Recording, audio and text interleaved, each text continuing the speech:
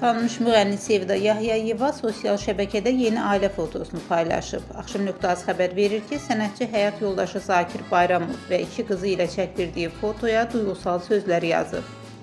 Səninlə qurduğumuz bu kiçik dünya hər gün daha da gözəlləşir. İki balaca ürək, saysız hesabsız gülüş və sonsuz şükür.